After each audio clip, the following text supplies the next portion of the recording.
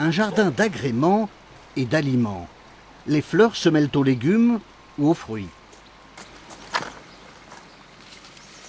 Les fraises, par exemple, une dizaine de variétés se relaient du printemps à l'automne. Les couleurs chantent les saveurs et les senteurs. Les senteurs, c'est très important pour moi. On a par exemple ici de la verveine citronnelle, très parfumée, un parfum très subtil et citronné que j'adore goûter. Et je l'utilise pour préparer par exemple un cocktail pêche citronnelle que je sers à l'apéritif et qui est extrêmement subtil et agréable à sentir.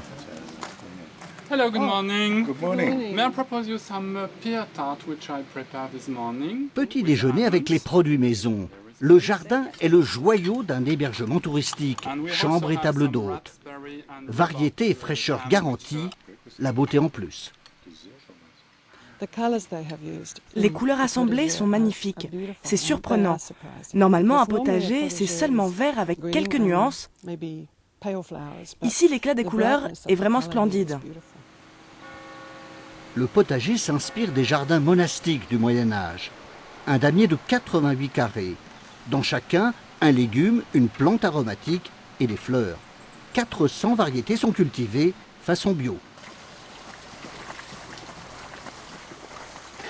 Des variétés souvent anciennes, introuvables dans le commerce.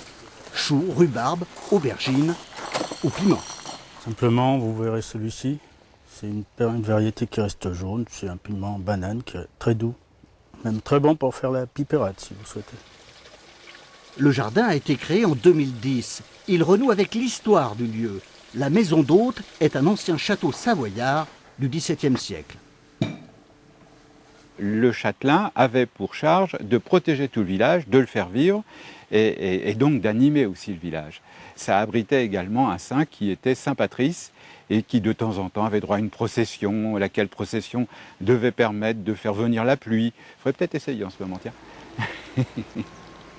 La chaleur estivale n'est guère tempérée par l'altitude, 450 mètres, mais l'orientation est favorable. On a la chance d'être exposé plein sud, on est en pleine combe de Savoie avec une sorte de microclimat, c'est-à-dire qu'on est vraiment dans la région des vins de Savoie, extrêmement ensoleillé comme vous le voyez aujourd'hui, et finalement les plantes se développent très naturellement et très facilement.